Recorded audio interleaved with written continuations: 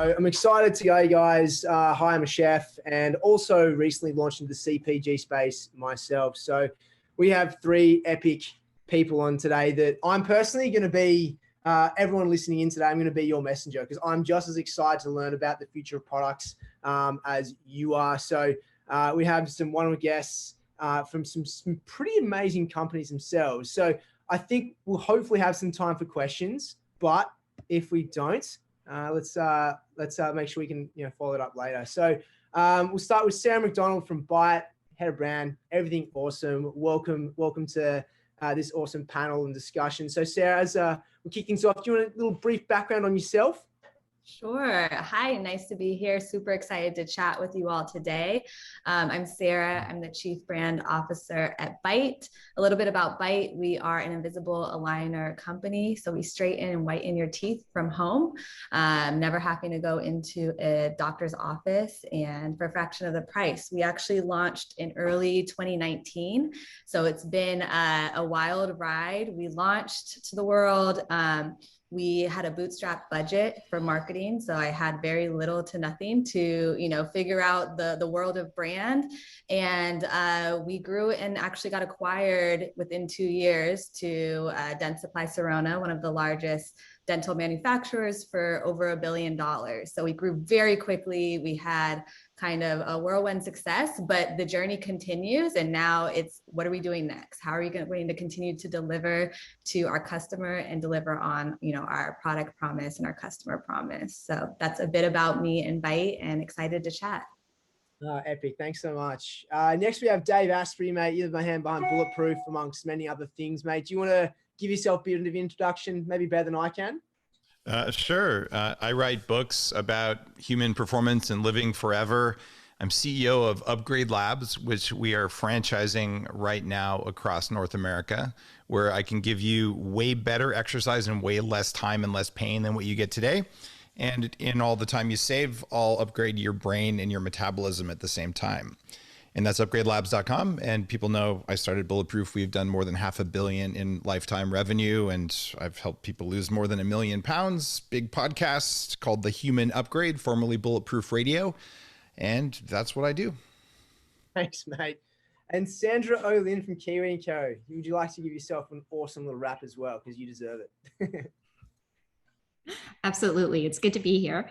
So I'm Sandra. I'm the founder and CEO of KiwiCo. We design and deliver hands-on projects and experiences for kids. And the intent behind that is to encourage kids to develop their creative confidence, build their skill set so that as they grow up, they feel like they're makers, they're innovators. As they come across new challenges and opportunities, they feel like they can actually tackle them and hopefully create a better world for themselves. So we started off with a subscription line for kids in the early elementary school age, and we've expanded from there with these delightful kind of deliveries filled with discovery and learning.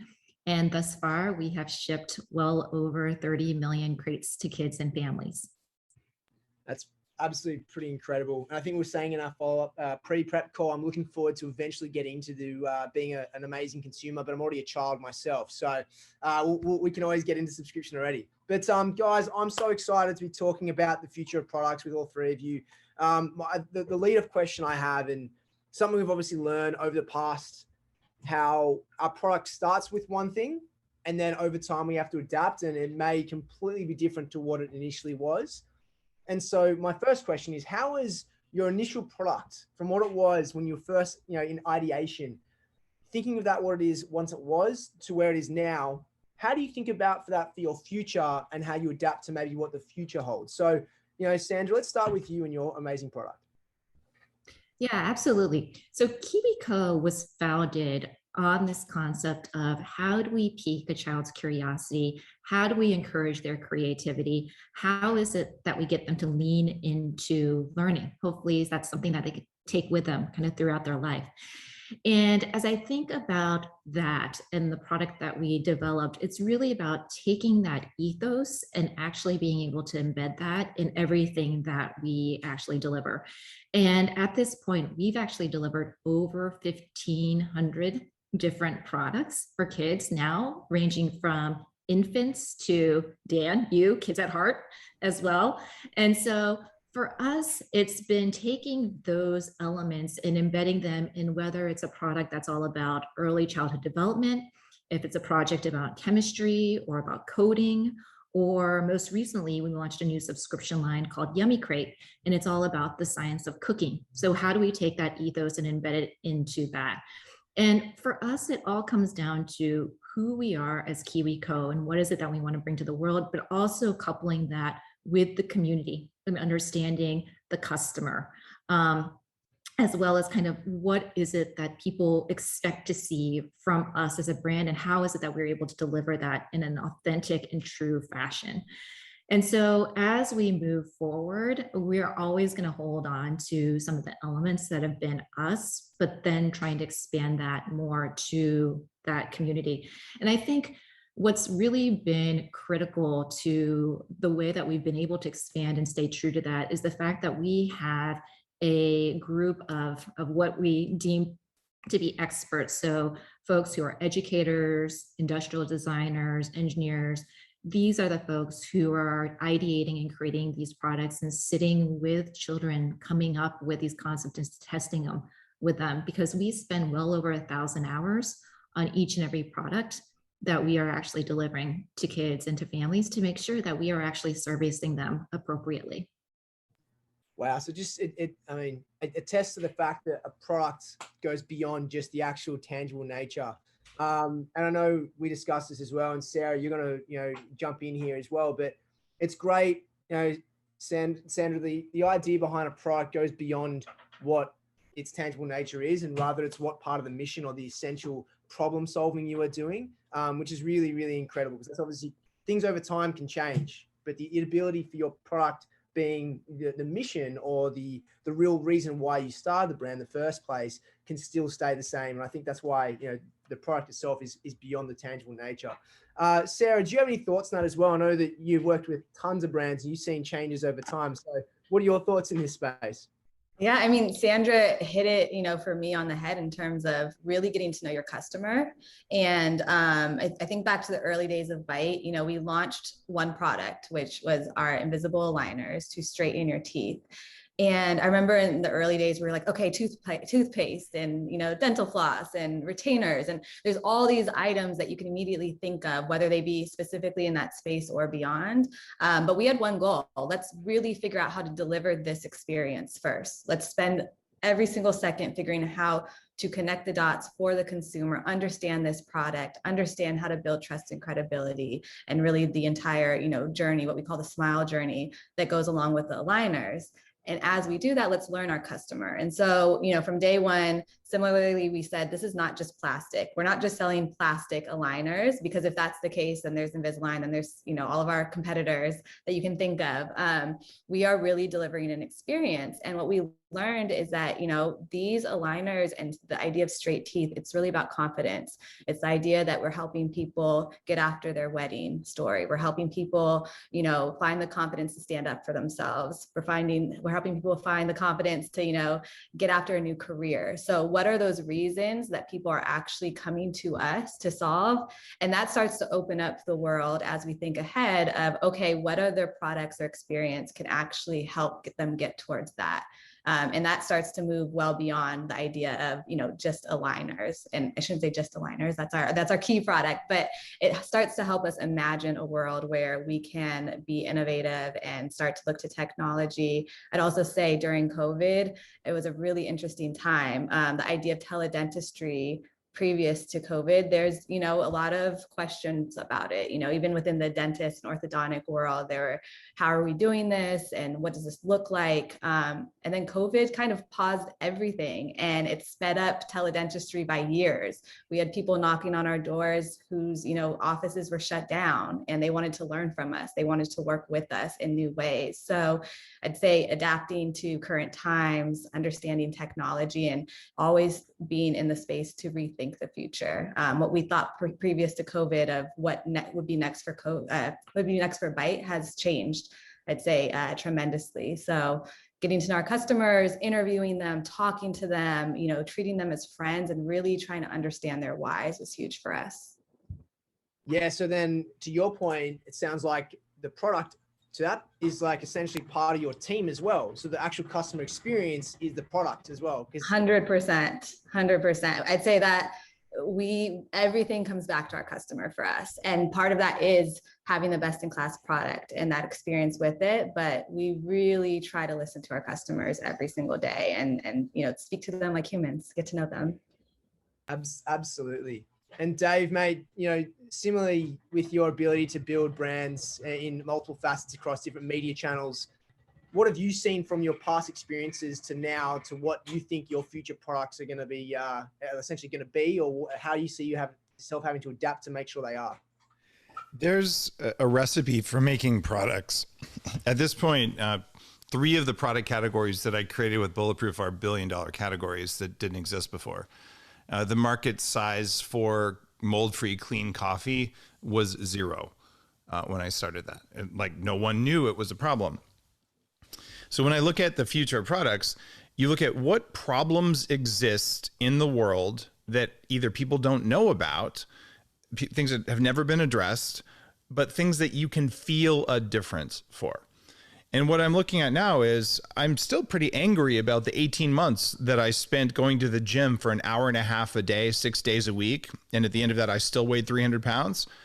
So I'm going to get even with the world for that problem because I can create results with 87.5% less suffering. So the problem that no one knows about is that you're wasting your life in the gym if you even go to the gym, and it sucks so hard that 94% of people don't go anyway. So that's a big enough problem. It's $1 billion problem, and I'm going to take it head on. But is it a problem that has a market size? People want to exercise less? Well, it turns out that's everyone, but it's never been addressed as a market. So what you look at is, what do people not like? You walk around every day and say, what is a complete waste of human experience and how do I get rid of it? And it can be something as trivial as, do you really like typing those weird things like how many stoplights and crosswalks do you see in order to log into a site? That has actually killed hundreds of human beings by wasting lives in 10-second increments around the world. Let's get rid of that crap. So you solve that problem and you've done something worthy. So you can actually save lives by saving people time, saving people energy, by adding more energy into the world. And that's the mindset behind it. It is not about building a brand. What they taught me at Wharton about brand building was spend money to convince people your product is good. I believe in spending money on products that work so well people can feel it, so they'll talk about it. And that's how true brands with sustainability are built. So you're essentially answering things that you don't even think are going to be in existence, but you're the first to market to do so. Is that right? Yep. They'll also teach you that there is no first mover advantage, and that is a true statement. As soon as you move, you'll see a bunch of douchebags who copy you. And this is why innovators oftentimes end up old and bitter and depressed because of the secondary type of entrepreneur who can't create anything, so they just copy and steal. And if you're listening to this and you're one of those people, you should just hang up now and go get a job. But if you want to create something that doesn't exist that the world needs, then you're a real entrepreneur. And like, that's the difference. So you have to be willing to say, all right, I will take the R&D costs of doing this. I will figure out a new way. I'll figure out a new problem, and I'm going to sell it so well and so quickly that the competitors can't keep up. This is great. So, Sarah, you look at your brand Byte and you look at the other competitors as it will, and you wouldn't say you were first to market, but you're still able to, be very successful in your own right. So how does this, how are you, I guess, doubling on this statement from Dave out of interest? Because obviously you weren't first to market, but you kind of, I wouldn't say copy, but you're in an industry where it's generally some success. Yeah, you saw me smiling because I definitely, thought about our journey. So, we were not the first. That is correct. We wanted, we saw the opportunity that yes, there were others out there. And specifically when you think of braces and kind of Invisalign, who had been out there for years and years, you look at the price point. So yes, the technology at, the baseline existed, but access to it did not. When you look at, the amount of people in America and around the world that cannot afford the price point of, let's say for braces, 5 to 10K, there is a huge opportunity there. And there's also opportunity when you look at the idea of, teeth straightening and the idea of going to the dentist, that we felt like we could start to reimagine and re-educate millennials, Gen Z, people that, may not, maybe jump to go into the office, in a new way to to get them excited and get them to reimagine what that could mean for them. So we did a couple of things. One, we did feel like we needed a different type of technology. So we have the HyperBite device, which is something that is exclusive to Byte. It does not, exist in the direct to consumer world. And it's something that actually creates a fast treatment time, more comfort, and really helps set us apart. So it's something that was innovative, that was different, and that we could help people, re-engage with the idea of straightening their teeth in a different way. Also, when it came to brand, really leaning on our customers, but also creating a brand that was accessible. We wanted to create one that did tell the stories of all, was inclusive, really spoke up. We are the brand that, we, talk about teeth straightening, but we also talk about pop culture. We talk about the latest Drake album. We connect with what's going on in the culture as far as within COVID, within, the different, we stood up for a lot of the different conversations that were happening. We really wanted to be real people behind the brand. And I think that helped us connect in a different way than our competitors in the climate that we've been in. So yes, we were not the first, but we have taken a different approach. And I think that we've learned from our previous kind of people out there. Adapt and change. Look at people if doing. I could just add something, Dan, on this, I think it's a really interesting area and topic. So I started my career at Procter & Gamble in the product development organization. And it was at the time that they created products like Swiffer and Febreze. And I think if you were to ask a consumer and said, do you need something that is an alternative to your broom or your mop? They may not necessarily have said that is actually the case. But again, it comes down to kind of what Dave was saying, which is to fundamentally understand what is going on and where there are actually pain points, and to be able to define that product then, sometimes in cases where a consumer cannot necessarily articulate it. And so I think for us at KiwiCo, I mean, similar to even what Sarah noted, very much consumer oriented, very much about the community and listening to our customers. But there are times and places where we need to take that insight, formulate an opinion about what is actually the underlying need there, and then come up with a product that addresses that need that may be unique and not something that you're going to hear directly from that customer. And so I do think that is an interesting thing to note for folks, because your community, your customers are not always going to be able to articulate what the solution is. What they're able to do is give you hints as to what the underlying problem is. Yeah, so this is great. Talking about being able to read data, particularly around as I said, not the solution, but understand what they're saying our pain points are. And if you can identify the pain points, it can help you create a product that will then handle the solution. Because obviously, if you're first to do that, that's where you win. And this is great because obviously data is a massive part in D2C. It's I don't have to go on about it. It's an obvious thing, but one thing that's of interest is, as of late, data has changed over the past. Well, it's always changing, but even recently we're having problems with privacy issues and things like that will limit our ability in some capacity. And Dave, in our prep call, you talked so much about how much we should pay for data. Mate, let's just talk about this for a second, because I know you love data, so like we all do. So first and foremost, how much should we pay for data? Should it be free? Should we be willing to pay a lot for it? Mate, go ahead.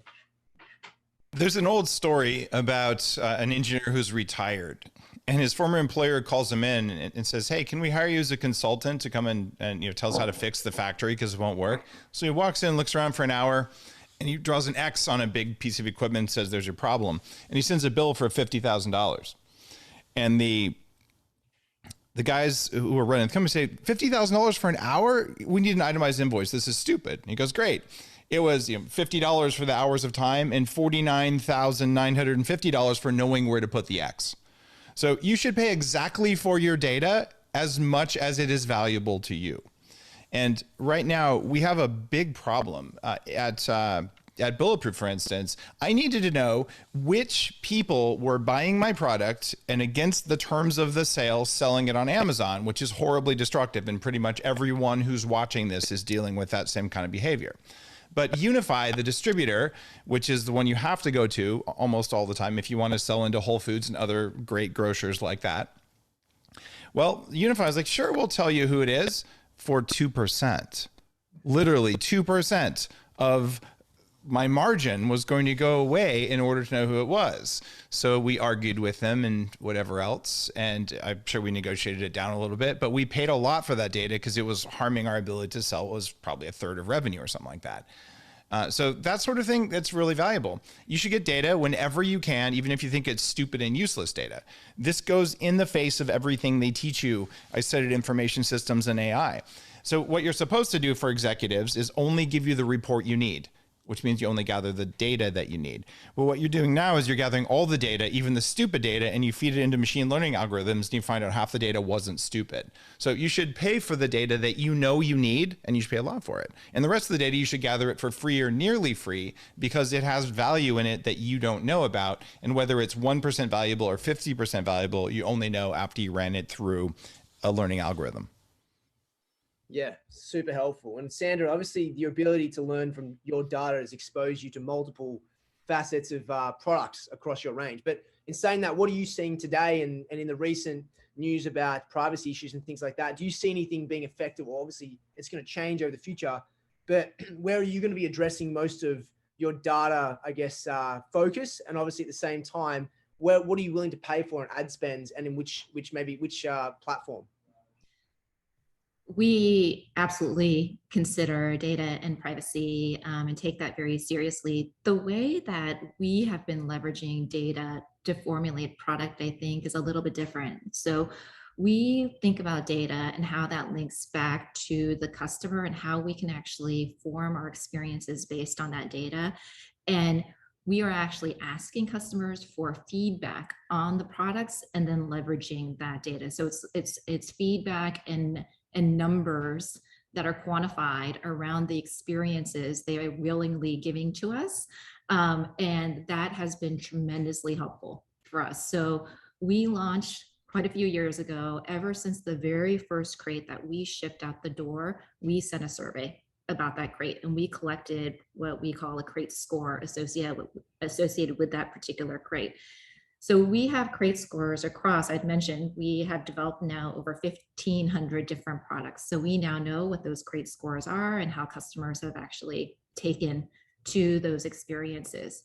We're able to leverage that and actually then extrapolate and say, this experience actually leads to a customer staying on board with us for this long, right? So it's linking to a customer lifetime value figure and a satisfaction figure. And we're able to link that with things that we know about the crate, right? So things like cost profile, margin, et cetera.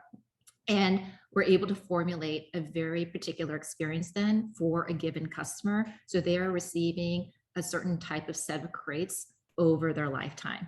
And that has been really valuable to us. So I would say looking at data and figuring out how it is that you can actually leverage that to formulate and create a more compelling customer journey and a customer experience is something that is quite powerful and something that's really worked well for us. Yeah, huge. And then is that a customized backend software platform, or are you using one of those third parties? You don't have to say the name of it if you don't want to, but just out of interest. So people like myself, when we're looking at reviews and as a huge way of getting direct feedback, we all know then over the course of time, our product can then obviously change. Hey, maybe it's not even the product, it could be the packaging, could be the way it arrived. And all those kind of things become so crucial once we understand firsthand from someone that we've paid money to get them to take their wallet out and actually pay for the actual product in the first place. Yeah, absolutely. And so we've actually customized this for ourselves, and then being able to kind of tweak the numbers to be able to say, okay, this is how then we're going to actually evaluate and then do the matching kind of algorithm too. And so something that we kind of, to Dave's point, we knew we wanted the numbers. We needed to understand what it is that the customers thought about the product. And then we were able to figure out, okay, how can we actually leverage this to provide something that's even more compelling? Yeah, absolutely massive. It's crucial. I can't, yeah, far out. Just even my personal experience about this is massive. How about you, Sarah? This is a space that I know that you and your team jump in, and I can see you smiling, ready to go. So please. I know. I mean, I think, not to say both of the answers, but I think, for Dave, I was listening to you, and I completely agree. It's knowing, what data you are willing to pay for and how much, but also I think back to Byte, and so our model was, we really wanted to grow profit, in a profitable manner. So everything was with profitability in mind. And so we really looked at every dollar spent of, what is the return on it? What are we going to learn from it? And I think when it comes to data, there's a world where you can spend a lot of money just too early, like in the very, beginning days. Not to say I don't need to know everything, but there's sometimes a world where you're just getting too much information and you're not actually able to use it appropriately. You don't have your channels built out. You don't have, your basic communications, your email drips. You don't have the infrastructure set up to effectively use it. And so we really, I think, are just now getting to the point where we're starting to spend money and think about, what is the greater data that we really need. For the last couple of years, it's very much been Sandra's kind of, what she shared, which is really leaning into our customer and getting to know them. So we have an intake quiz that we start with when you come into Byte. We learn a lot about our customer there. We engage with them throughout their journey. So with Byte, because you are in aligners week over week, we do have the opportunity to speak to you, as often as we can. And so what does that conversation look like with our sales and Byte advisors? What information can they, learn and that's helpful for us? Surveys are important. Also, we do, different check-ins and ways to get feedback, not only on product, but the experience. So we have a smile score as well. That's an internal way for us, even beyond to learn about the customer's experience with the product, but also understand how we score ourselves and our teams internally, of where there might be a breakdown or where there's a lag time that's creating an experience that they're unhappy with, because we all, play into each other's, roles to actually have them get their best experience. So I would say, we're constantly learning from our customer, but also trying to just figure out at what point it makes sense to spend the money, and that we're ready to use it. Yeah, huge. Cannot put more of an emphasis on that. Julie, how are we doing for time? Do we have time for one more question, or do you have to jump me out? Unfortunately, we are over time today, so we're gonna have to cut it short, which is too bad, because I'm just sitting here. I kept trying to take notes, and then someone else would just say something. So I was just trying to keep up with everything. So thank you all so much. This has been such a great panel. And Dan, I loved your questions, and chat box is still blowing up. I see it happening there. So unfortunately, we have to go. No worries, mate. Thank you so much, everybody. Thank you and all the panelists as well. Appreciate it.